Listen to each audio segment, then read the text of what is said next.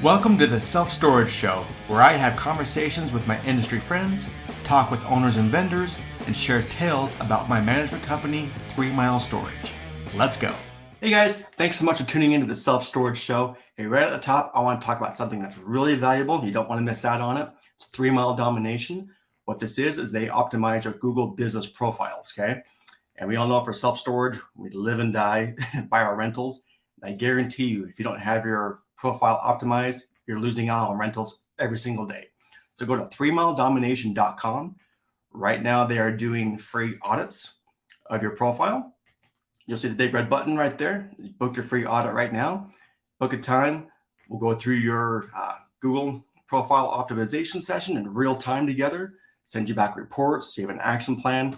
It's very valuable. Okay. So again, go to 3miledomination.com and book your audit right now. Hi, everyone. This is Jim Ross of the Self-Storage Show. Got another episode here for you, kind of our little interview series we got going on. I have Isaac Rothermel with me today. He's the principal over at Storage Investment Capital. What's going on, Isaac? Thanks for having me on, Jim. Great to be here with you. Oh, it's great. I know it's kind of a out of left field. You get someone on probably LinkedIn. I probably message you like, "Hey, you want to come on the Storage Show?" Because I see posts and things like that with people on that side of storage. Because I'm so used to doing like the marketing and operations, and that's yeah. So I want to get more people like you coming on this show. So I'm glad you're willing and able to come on. Yeah, I'm always happy to chat storage. It's been a good business and a passion of mine. Well, that's to start off with, I guess. Kind of give us this little cliff note version of who you are, what you do, and we'll go from there. Sure. So I am a self-storage developer. I'm located out of the Philly area, and I have acquired in the past and am currently developing self-storage facilities. I have a couple in the development pipeline right now, and I sort of specialize in finding projects that have a lot of challenges to overcome with them, which oftentimes have a lot of opportunities. I think maybe kind of headline for Storage Investment Capital, what we do is that we believe that the best deals, best opportunities are made and not found. So over the course of my career in self-storage, I've been in the industry for about 10 years. I've had a lot of people ask me, how do I find a good deal? And, you can subscribe to the broker list and get emailed, and you should see what's out there. Sure. But it takes deep expertise to uncover the elements that I use in my projects, like historic tax credits, solar leases, getting use variances and subdivisions on projects, kind of the whole 9 yards to unlock additional value beyond the original concepts. Wow. Okay. We were doing a little pre-interview where we were chatting, and you made that comment of how deals are made, not found. I'm like, oh, there we go. That's the title. That's a perfect thing to kind of talk about, because especially in this market. I mean, it's going to take. You have to be a little more creative, I think, than you were in the past, and be a little more diligent and really finding these kind of deals to make sure they pencil out. So this is a perfect topic. Yeah, that's absolutely right. I mean, anybody who's looked at development projects for storage knows that unfortunately these things you don't usually fill up overnight. I mean, they were during COVID, but historically they just don't fill up overnight. So if you got 3 years to fill a moderately sized property, then one of your largest expenses is going to be your lease of reserves. And a lot of that is contingent upon your interest rate, which has basically doubled in the last 2 years, which is crushing. I mean, there's got to be, I don't know what the numbers are. I haven't seen numbers online or anywhere, but there's got to be hundreds, maybe a few thousand storage projects that are canceled at this point. Oh yeah, or just indefinitely on hold. So what I like about that environment, though, is if you can get a deal done right now, the silver lining is if you can get a deal done right now, you are very well positioned, because competition is the field has thinned out. And so you're going to be in a much better leasing environment. You're going to lose a lot of money on the development side, higher interest rates, but you're going to be in a much better leasing environment and have a nice moat of however long these rates last. Yeah, I say it makes perfect sense. It kind of gives you a little somewhat of a head start on Exactly. being able to fill up if you're able to get something that's out and going. And you mentioned you got development. You're in the mix of it and the thick of getting things going. Do you have maybe like a case study, if you don't mind, kind of walk us through a Yes. little bit of how this kind of worked? Kind of a little real world example to help out. Yeah. Yeah, so one of my favorite projects that I'm currently under construction on is each one has a unique story, but I'm building one in central Pennsylvania that's roughly 131,000 square feet. So that would be over 1,000 units when it's Wow, complete. that's a big one. Yeah, it's gonna be a great site. It's in a really highly trafficked location with a signalized intersection right in front of it that tends to Wow. get a lot of rush hour traffic. But it's great because the number of times I pulled up to the site and I'm on a hill at the stoplight looking down, stuck behind a row of 50 cars looking at this site. It's like this is going to do so well. But this project originally started as just a listing I saw online for a former grocery store that was vacant. That's something that it's something that was available to the general public. There's no secret sauce to all of this. It's a lot of effort and expertise. I think everybody else in the world, probably saw this listing, or if they were looking, would have maybe seen it. But I reached out to the owner. The owner was challenging to work through the purchase process with. So that maybe, eliminated people along the way as well. Yeah. But got the site under contract. Basically, we bought half of an existing shopping center, the former Two Guys, way back in the day, sort of like a super Walmart concept that they chopped up into different retail boxes. And we purchased 85,000 square feet roughly of the existing building, which was a little bit more than half of the existing building. And then we got a large parking lot with that to put in 50,000 square feet of drive up storage as well. So right off the bat, identifying that opportunity with the parking lot was huge. So because of that being an existing one parcel property, we had two hurdles right there to overcome. One of which was the use variance because it's retail, we're turning it self-storage, and the other was a major land subdivision. The use variance didn't end up being the challenging part, which is a little surprising. But yeah, there had formerly been a grocery store in this space that vacated the space in 2005. And the owner had not released the building for approximately 17 years before we came along. So, and I don't know why, it's a whole nother conversation, but that made the township very enthusiastic to see activity at the property. Wow. It's been vacant for 17 years. It's at a primary intersection in their town, and they were enthusiastic to see redevelopment occurring. So that was the easy part. The subdivision was more challenging. That took a few months to satisfy the third-party engineers for the township. And one of the things that sets developers apart in general is just you have to have a lot of patience with the process. It moves in increments of months and years, and definitely not even weeks. But we got that done. We started construction on it a few months ago, July, and we should be opening that one here in roughly January.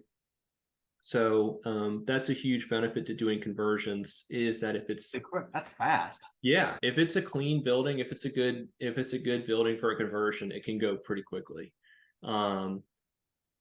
We also were able to squeeze out some more value on that project in two ways. One is Pennsylvania has a tax abatement program for redevelopment in certain areas.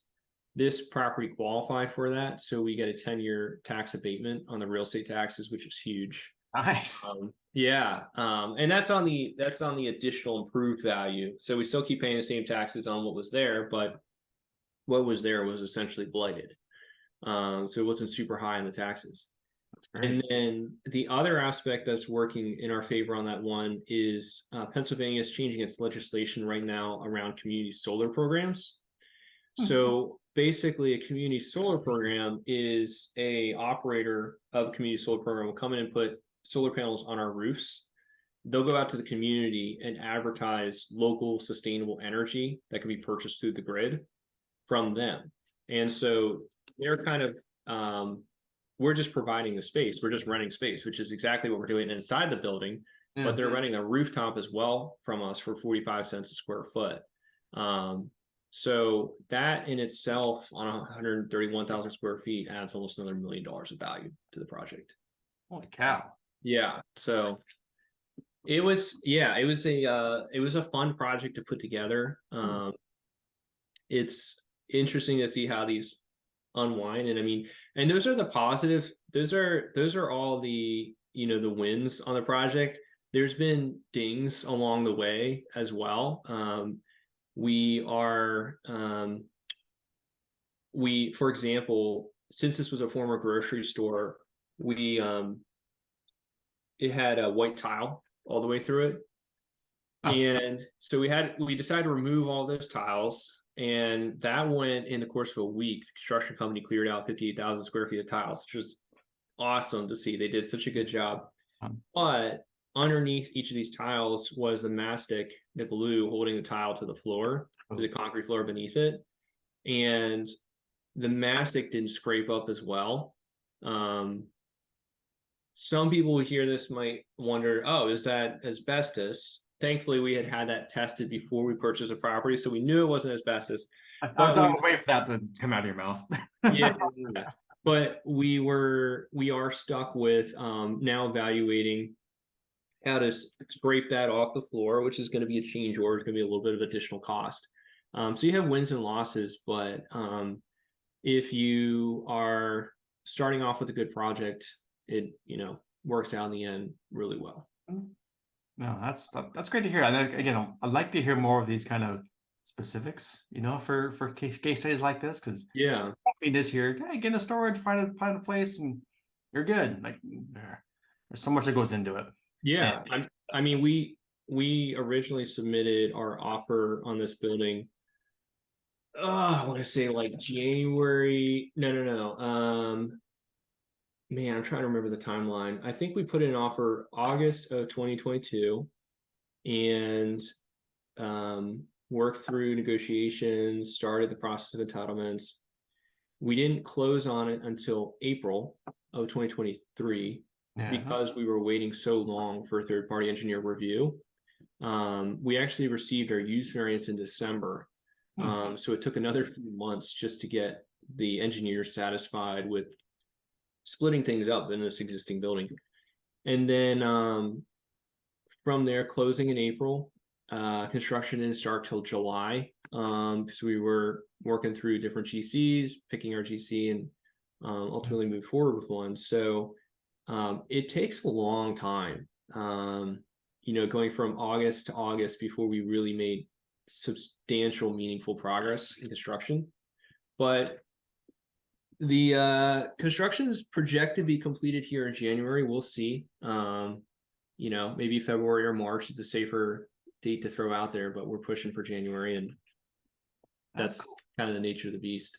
I always love grand openings and kind of the marketing brain of how that ramps up. So you're gonna have to definitely reach back out to me when you open up. I want to see how it's going in the rent-up process and what you guys are doing for getting the leads, because another conversation, but especially in this kind of market, it's like everyone's really scraping to get any kind of in. So I'd love to have that kind of follow-up chat with you. Yeah, I'd love to do that. I'd love to see what's working these days. I know my partners have done grand openings in the past and aren't super enthusiastic about them because they're kind of like, you either want storage or you don't. It's kind of hard to manufacture demand for it. Oh, like a traditional grand opening with the ribbon, and that's a photo op. You don't get rentals off. That's just the photo op to hang on the wall and put in your social media. That's what that's for. See how that goes. But yeah, so with that one, that's fantastic. I'm just kind of curious as we're chatting here. So obviously there's deals out there, and you're digging through them all the time. Is this kind of a daily routine for you? Just kind of seeing what's out there, what sparks your interest to start digging? Yeah, absolutely. I mean, I look at a couple thousand listings a year of potential development sites. And a year or two ago, probably something like, out of every 100 listings I look at that are already kind of pre-funneled down, pre-qualified, maybe 3 or 4 of those would be viable development projects. Now it's like one. It's just, because of the higher interest rates, everybody knows in the storage industry, rates have gone down a little bit nationwide over the last year. So it's just, it's a much smaller funnel of projects that make sense to pursue. So, but that being said, we're seeing opportunities. We're putting out offers. We're putting together projects. Yeah, I mean, like we started off the show with, it's a numbers game. You find ones that do pencil out, and you find those opportunities. Man, it could, like this one case study you were talking about, it could pay off. Yeah, huge for you. And how many people probably looked at that and just passed on and didn't even give it a second thought. So that's why we're doing this. If nothing else, I should listen to these guys and just kind of. Yes, it's harder. So let's just paint the picture what it is. It's harder than what it was before, but they're still out there. You just have to be a little more disciplined, frankly, and really going through it and seeing what works. Yeah, development's an interesting blend of discipline and vision. You have to have the vision to say, I see, worn down old building or an empty lot, and I think this could be a Class A storage facility. But you also have to have the discipline to say, hey, maybe I've been looking at this opportunity for 2 months, and I found out this piece of information during due diligence that just makes it a no-go. And you have to be able to okay with walking away from projects you put time into. Yep. So it's definitely a blend of those two things. I've seen those ventures before where the person that's so ventured into it and it's my baby, and they kind of go down with the ship. It's like you should have left. Yeah. Earlier in that process, dude, you lost a lot of money. So I've seen. I think a few of those have made the Facility of the Year awards. They can be really cool, but at the end of the day, it is about building a product that people need, that there's demand for it, building a product that enhances the community, and then also building something where you can pay back the bank, pay back your partners, and make it worth your time. So people can oftentimes get focused on one of those things and lose sight of the others. And I wouldn't be doing it justice if you just talk about partners. Having you on here with Storage Investment Capital. Are you guys looking for investors? How does that work for you? Yeah, I mean, we typically work with ultra high net worth individuals who are interested in investing in self-storage facilities, but don't have either the time or the expertise to do so. And we basically offer a concierge service where we put together projects for them that we manage the development process of soup to nuts. And that's what we do. So I'm happy to talk with people who are interested in investing. It's something that's a long-term process, long-term partnerships. That's what we look for. That's pretty much how we operate. Good. Well, again, that's who listens to this. So please plug away. If people are interested and want to reach out to you and get more info, where do they go? Yeah, so I'm on LinkedIn. I'm not as active as I probably should be, but I am there. So I'm Isaac Rothermel on LinkedIn with Storage Investment Capital. And then I also have a website, www.storageinvestmentcapital.com. That's a good domain. I don't know how you got that. That's a good one. Yeah, it's I was surprised it was available, but me too, actually. It's a little bit generic. I spent a long time racking my brain for different company name ideas, but at the end of the day, what it is, man. You don't have to get all special. That's what it is. That's the perfect name. Actually, I love it. That's great. Well, again, I know you're busy, but thank you so much for taking the time, being on the show. Kind of eye-opening for people. I do want to do a follow-up. I think this is kind of cool. Okay. You found it, you built it. Now, how is it going? So, that'd be great. Your game, I'm game. That'd be fun. Yeah, let's put it on the calendar. All right. Well, thanks so much. Thanks, Isaac. Talk to you later.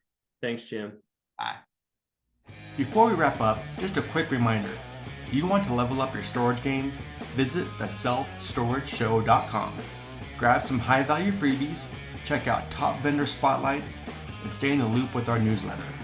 Do you want to chat about becoming a client with 3 Mile Storage Management? All the info's there. Plus, if you've got a story to share, we're listening.